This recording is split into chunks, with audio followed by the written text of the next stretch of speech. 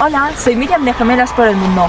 Hoy nos vamos de excursión a la Cola de Caballo, situado en el Parque Nacional de Ordesa y Monteperdido, en Huesca.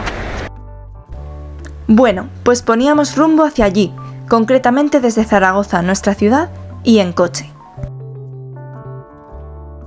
Qué bonitas las montañas de fondo nevadas.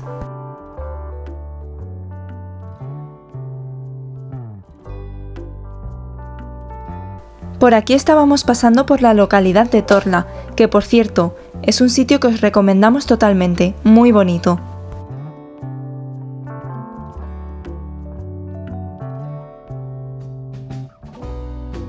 Y como se puede apreciar en las imágenes, hacía mucho pero que mucho frío.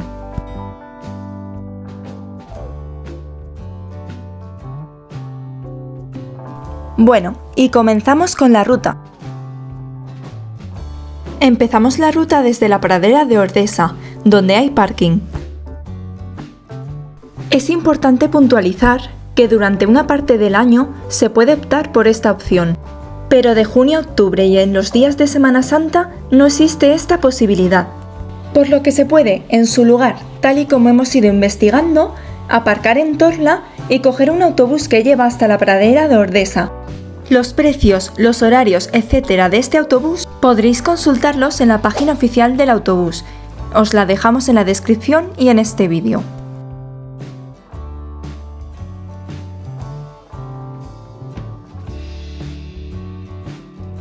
Realizamos la ruta en enero de 2023, por lo que dejamos el coche en la pradera.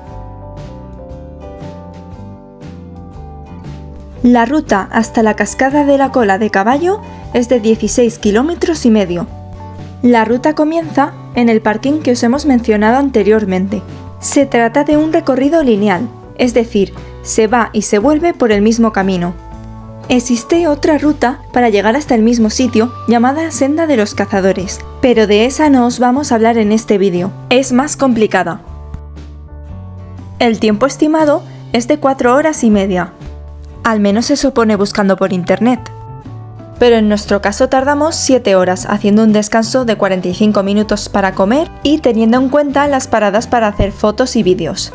Particularmente se nos añadió la dificultad de tener hielo por el camino, por lo que este hecho nos ralentizó todavía más.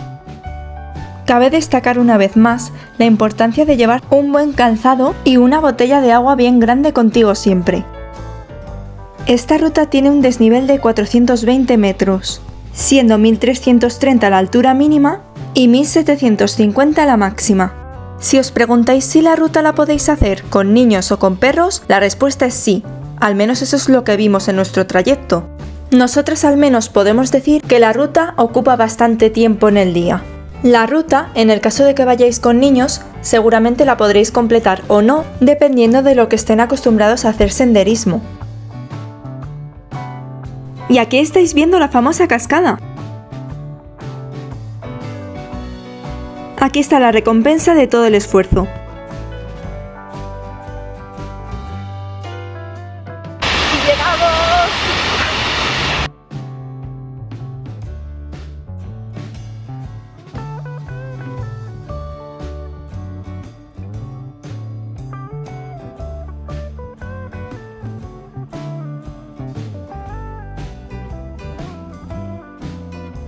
Y mientras contempláis este maravilloso paisaje, os lanzamos una pregunta.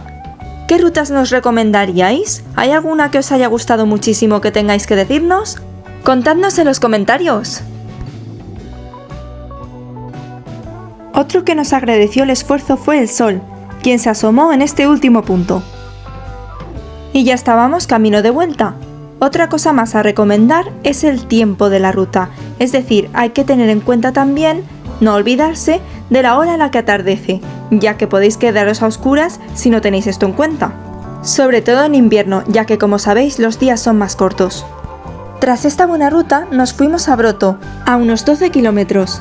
Cenamos en la cantera. El sitio no podía estar más lleno. Os dejamos con su carta para que podáis echar un vistazo.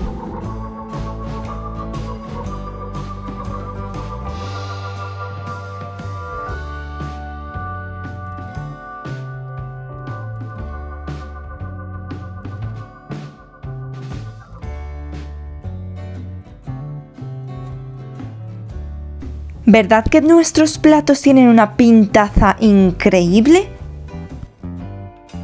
Nos pedimos un cachopo relleno de cecina y queso cabrales con ternera del valle, acompañado de patatas panaderas y pimiento del Padrón.